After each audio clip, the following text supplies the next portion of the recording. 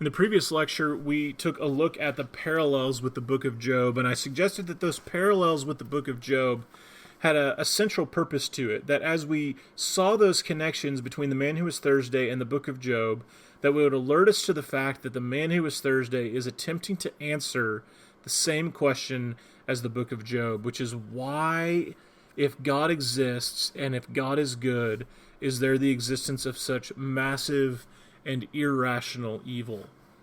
And so I think the answer for Chesterton comes in the realization that Syme has on page 155. And so I'd encourage you to turn there with me. And as they're having these questions, Gregory,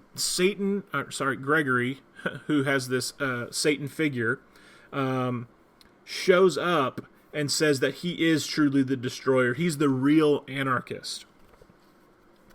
And what we find here is that we get the accusation, right? The chapter's called The Accuser, and the accusation that Gregory makes against the council is incredibly important because it leads then to Syme's realization and his answer.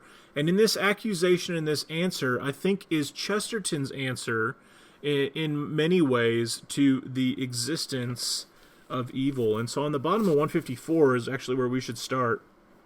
And he says, "You," he cried, this is Gregory talking, "you never hated because you never lived. I know what you all are, all of you, from first to last. You are the people in power. You are the police, the great fat smiling men in blue and buttons. You are the law, and you have never been broken. But is there a free soul alive that does not long to break you, only because you have never been broken? We in revolt talk all kind of nonsense, doubtless about this crime or that crime or the government. It is all folly. The only crime of the government is that it governs. The unpardonable sin of the supreme power is that it is supreme. I do not curse you for being cruel. I do not curse you, though I might, for being kind. I curse you for being safe. You sit in your chairs of stone and have never come down from them. You are the 7 angels of heaven, and you have had no troubles.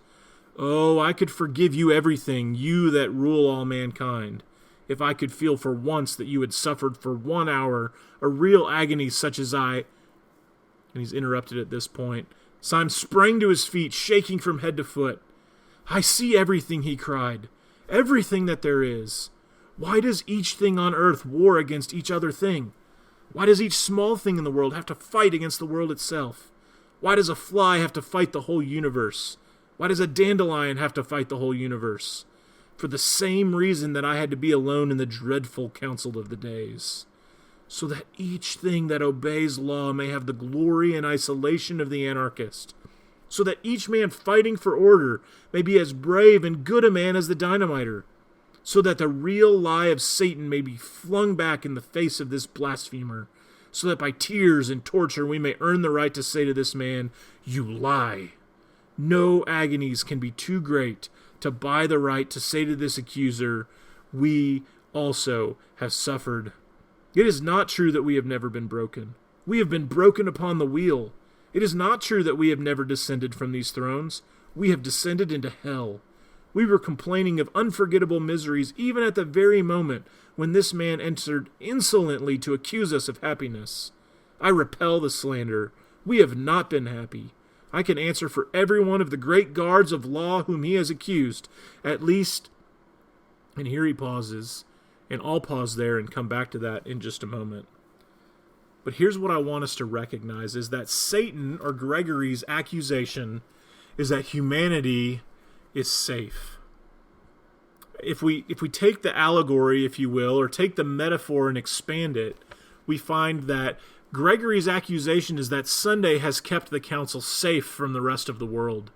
And in the same way, Satan is saying that God has kept his children, his people, away from the concerns and the trials of the world. And this is exactly the question that Job, the book of Job, raises when Satan says, "Does Job love you for no reason?" That is, does he love you without respect to any reason? That is, does Job love you, God, for who you are, or only because of what you've given him? Is it just because you've blessed him immeasurably, and Job has all these good things and he's never suffered? Is that the reason that Job loves you? What if you took all of that from him? I guarantee he would curse you to your face. That's the accusation that Satan has against Job. And it's the same accusation that Chesterton puts in the mouth of Gregory. These men are happy because they've never suffered. And Syme says, I repel that lie. In fact, I see that everything on earth must be at war against each other thing. Why is it that there's suffering in the world? Why is it that there are trials? And it's so that each thing that obeys laws may have the glory and isolation of the anarchist. It gives each one of us the feeling that we are fighting against something that is unconquerable. We are fighting against something that seems to grind us into dust, something that is so powerful that we can never fight against it, and yet, like the anarchist, we fight against it nonetheless.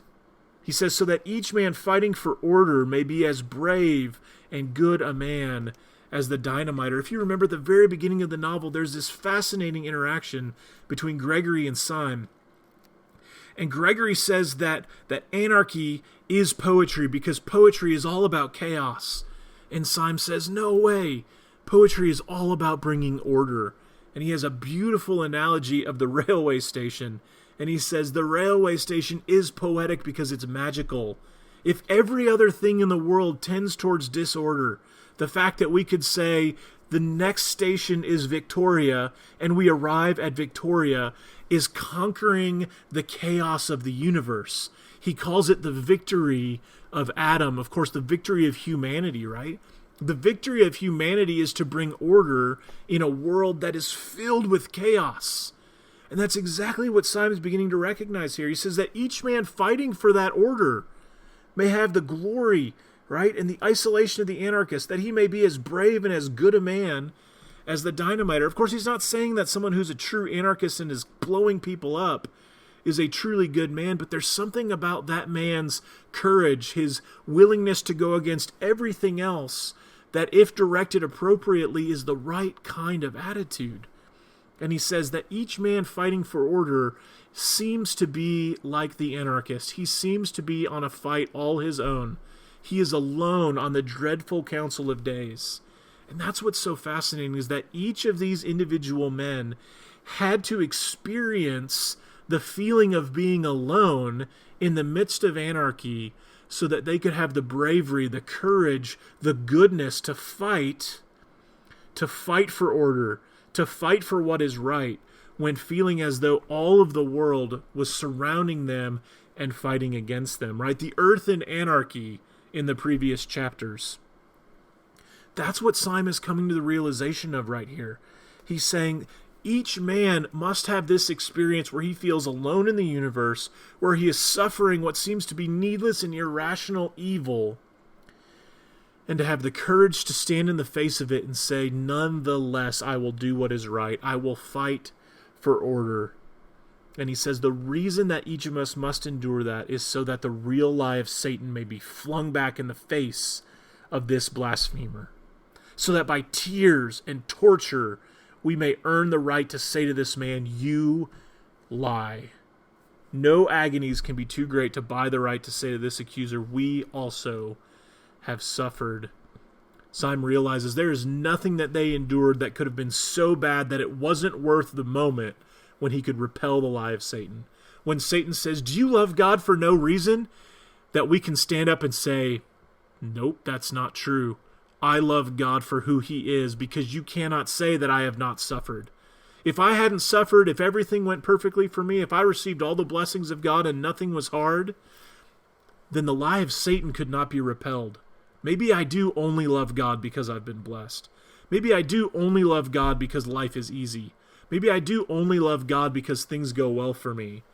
But it's in the midst of the suffering, in the midst of the trials, in the midst of this agony that Syme says we can repel the lie of this blasphemer and say we too have suffered. And because we have suffered, I have the right to say to this man, you lie. It's a beautiful realization from Syme to say that the suffering of this world gives us the right to repel the lie of Satan, and no suffering could be too great to make that not worth it. all of the trials, all of the suffering that we endure are purposeful. They're producing in us, as Paul says in 2 Corinthians, and as we're reading in C.S. Lewis, they're producing us an eternal weight of glory beyond all comparison. These sufferings, as we face them, as we fight for order, as we fight for what is right, we can repel the lie of Satan and say to the accuser, you lie. I have suffered, and I love God, and I fight for right nonetheless. And that's exactly where Syme goes, as he goes on to explain the fact that they have been broken, that they have strayed into hell, that they have experienced all of these things. He says, I repel the slander. We have not been happy, and yet they have been good. They have been courageous. And so Syme says, I can answer for every one of the great guards of law whom he has accused, at least. And here is the great theological reveal, I think, of this book, and it's one of the most beautiful aspects of the book, and it's what sets it apart from so many other great books that I've read, is that I think Chesterton has his finger on the pulse of what God is doing in all of creation, even with its fallenness, its brokenness, its sickness, with all of the things that we see in the world that seem evil and like God is not in control. Here's the reality, is that Syme turns his eyes so as to see suddenly the great face of Sunday, which wore a strange smile. Have you, he cried in a dreadful voice, have you ever suffered? And here's the thing, that if Sunday has asked them to endure these tortures, to endure this isolation, to endure this fear, because it was good for them to experience that they might repel the lie of Satan, that could be perhaps true, but for one thing. What if Sunday asked them to go through something that he was not willing to endure himself?